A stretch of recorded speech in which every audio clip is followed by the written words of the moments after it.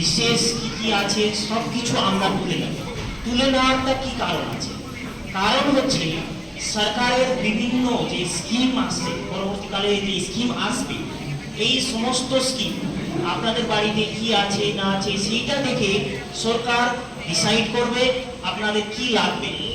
বাড়ি লাগবে, জল লাগবে, বিজলি লাগবে, আর কি লাগবে, এই সমস্ত জিনিস কি আছে না আছে সমস্ত সরকার আপনাদের কাছ থেকে নিয়ে আপনাদেরকে বিভিন্ন স্কিম দিয়ে আপনাদেরকে এই আপনাদেরকে যে জিনিসটা লাগবে সেই দিয়ে দেবে। এইটা হচ্ছে সেন্সাস।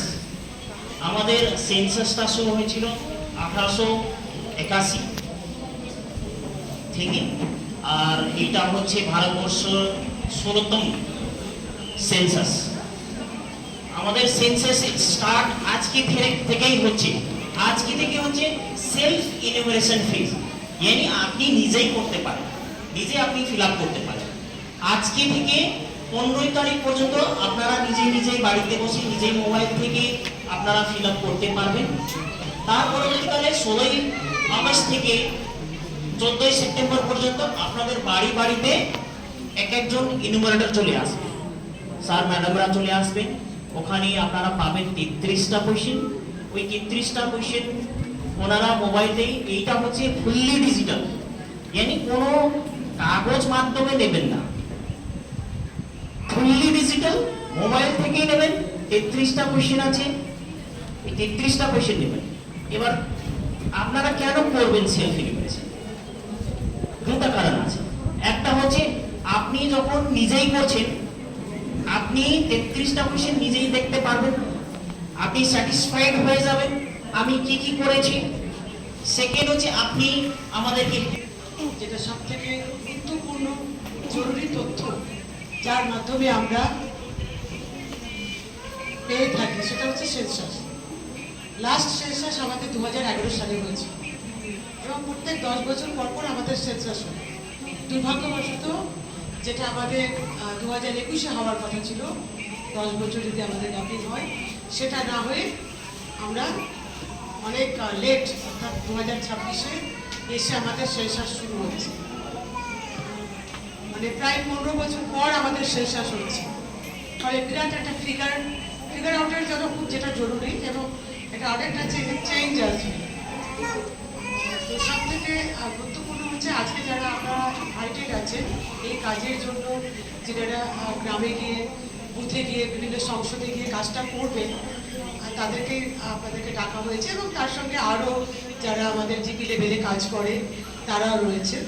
তো এটা আমাদের ট্রেনিং আপনাদের দেওয়া হবে এবং ভালো করে আপনারা দেখবেন যে কীভাবে আপনাদের এই 33টা যে পয়েন্ট রয়েছে সেই 33টা পয়েন্টের কোশ্চেন আর কীভাবে হবে, এটা কতক্ষণ, আধ ঘন্টা 1 ঘন্টা, এটা আপনারা খুব ভালো করে ফলো করবেন। আপনাদের ডিজিটালের মধ্য দিয়ে 33টা পয়েন্টের কী কোশ্চেন আছে আপনারা সেটা করে দেবেন। আর যারা আছে আমি জানি না পয়েন্টগুলো কী আছে, অনেক সময় দেখানো হয় বিভিন্ন, একটু চোখ কান খোলা রাখবেন। এখন মানে আমরা চাই যে তথ্য উঠে আসবে অরিজিনাল তথ্য উঠে আসবে।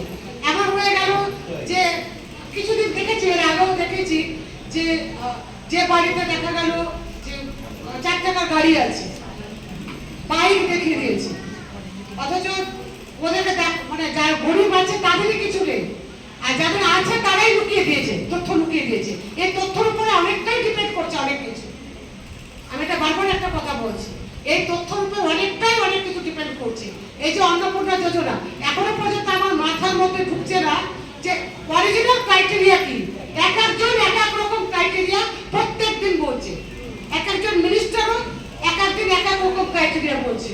আমরা হাউসেও জিজ্ঞেস করছি, তদন্ত মানে যথাযথ জায়গাটাতে মাথা ঠান্ডা রেখে আপনারা ডেটা নেবেন, আপনারা তাদেরকে আশ্বস্ত করবেন যে রিলিট ভোটার এটা আমাদের হাতে নেই, যখন হবে সিস্টেমেটিক ওয়েতে ট্রাইব্যুনালে যেভাবে হওয়ার আপনারা জানতে পারবেন যে যারা অরিজিনাল আছে আপনাদের কোনো কিছু হবে না। কি করবো, এক একজন তো আবার এক এক রকমই তথ্য বলতেও মানে বলাও যাচ্ছে না আর বাড়িয়ে কিছু। যাই হোক, ওদের কথা একটু শুনে দেবেন, প্রত্যুত্তর দেবেন না, বেশি আনসার দেবেন না, প্রয়োজনে একটু শুনে নেবেন।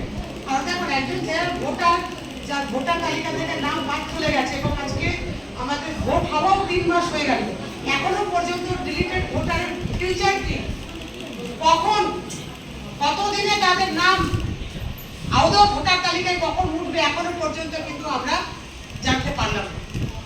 আমি তো মনে করছিলাম যে কি ডিলিটেড ভোটার যেগুলো আছে ট্রাইব্যুনালের সম্পূর্ণ কাজ শেষ হওয়ার পরে সার্ভেতে নামা উচিত ছিল।